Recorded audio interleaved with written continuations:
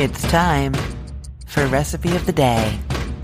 Happy Taco Tuesday. You and I are in for a treat tonight. We are making birria tacos. What is super interesting and special about these tacos, beyond the fact that they're delicious and involve slow cooked beef, is that the tacos are actually dipped in the fat from the beef before they're fried. So they get really crispy and flavorful on the outside. And then when you're eating the tacos, you dip them in the broth from cooking the meat as well. So the broth, that liquid, and the fat on top of it are very important. So when we're cooking the meat, we're trying to make sure that we get that.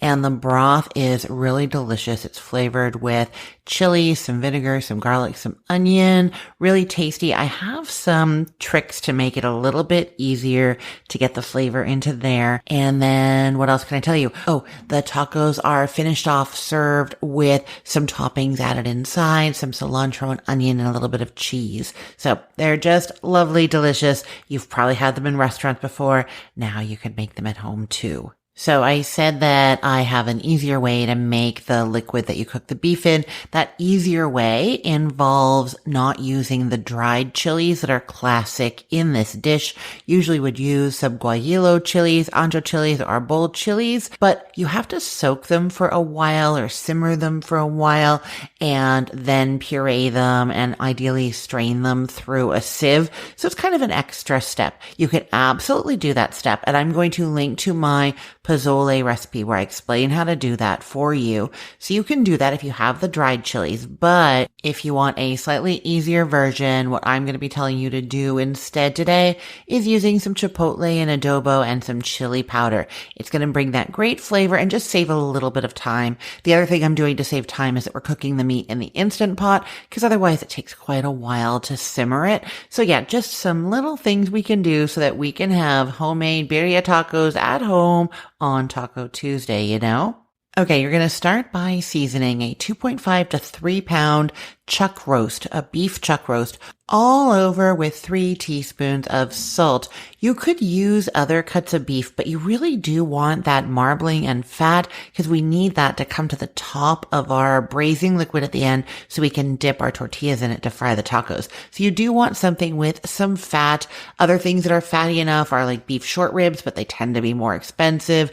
Brisket also, you don't always get as much fat from it, also a little more expensive. This is going to be your best bet, the chuck roast. I'm not even really recommending very much other than that here. Usually I try to give you options. I can't really today. Okay, while that roast is sitting with the salt on it, which I'm doing just because I find that if I put any kind of seasonings on meat and then put them into the Instant Pot, the seasonings are immediately getting washed off. So I'm just letting it sit for a few minutes while I do some other things, not to like penetrate deeply or anything, but to penetrate at least a little bit so it doesn't just rinse away. Okay, so that's just setting off to the side, and you're going to get out 2 small white onions. You're going to peel them both right now and finally chop one and put it aside. That's going to be for our toppings, for our tacos way later.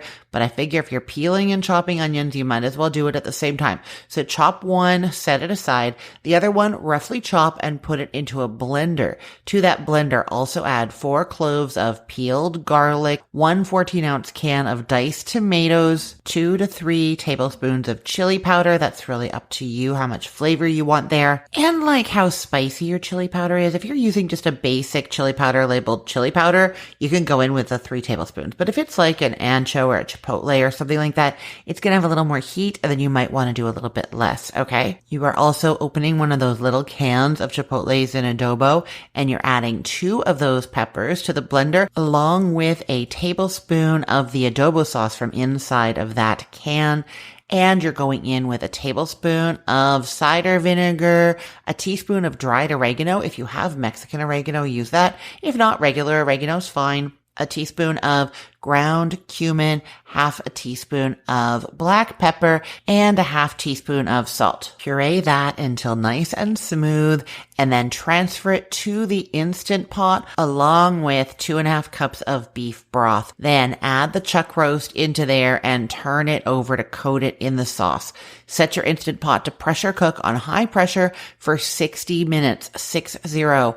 After that pressure cooking, leave it alone in there to do a natural release for 15 minutes. That just stops a really quick temperature change, which can cause meat to tighten up and get a little bit less tender. So you're just going to let it be. Don't do anything. So high pressure for 60 minutes. Once the 60 minutes of high pressure cooking is done, leave it alone 15 minutes. Then you can flick your valve to quick release or to venting, and it will finish letting out any extra steam if there's any in there. Open up the Instant Pot, take the meat out of the Instant Pot, and now we're going to deal with that broth and the fat from the broth, which is so important for the next step. So my goal when I'm making this is to have a container of liquid that's fairly narrow, kind of just about the size of a soft corn tortilla or a little bit bigger, really just a little bit bigger, but the narrowness allows the fat as it rises to the top to make kind of a slightly thicker layer. So it's kind of easier to dip our tortillas in there. If you have a big wide container, the fat is going to be very thin and it's going to be harder to get a good dip on that tortilla, you know? And then my other goal is to be able to get some of the broth that's underneath that fat without the fat in it. And you can, when you're done dipping your tortillas in the fat, spoon off any that remains on the top and then pour the broth out. Or you can do what I do, and that is to use a fat separator, sometimes called a gravy separator. It's like a measuring cup that has a spout that goes from the bottom upwards so that when you're pouring from it, it's grabbing the broth at the bottom and not the fat from the top. If you don't have one of those, don't worry. You're just going to use a bowl that's about as small on top as a corn tortilla. You're going to do the dipping I'm going to talk about. Then you're going to spoon off the fat and you have the broth underneath. Now, if you have the fat separator, you're going to strain your liquid into there and allow the fat to rise to the top either way. Now, you have that finely chopped onion set aside. While the fat is rising to the top, you're going to get the rest of your toppings ready. So what you're going to do is chop about a 1/4 cup of fresh cilantro and add that to your onion along with 2 teaspoons of lime juice. And then you also really want some Oaxaca cheese. That is the cheese spelled Oaxaca. I'll say I was just in Mexico visiting my parents. They're there for months at a time. And we were there visiting, and the grocery stores are so fun to shop in because there's just things that we don't get as easily here, different products, as when you travel anywhere, right? Well, both Marty and I fell in love with one particular brand of the Oaxaca cheese. I cannot wait to go back and have it again. It is so good. But anyways, if you can find it, you're going to use it. It's a mild flavored cheese and it melts beautifully. It's just really lovely. If you can't get it, don't worry. You can use just regular mozzarella, not the fresh mozzarella. You want kind of more the pizza mozzarella that you shred, you know? You're going to need about 3 ounces of the cheese, whichever one you're using. Get that ready at this time as well. And you can also use a couple of forks to shred the beef at this time. Now you have everything ready. You have your broth with the fat risen to the top. We can dip our soft corn tortillas in there. Your meat's shredded, ready to put into those tortillas. And you have your toppings, the onion and cilantro and lime mixture, and your cheese ready to add to those tacos right before serving.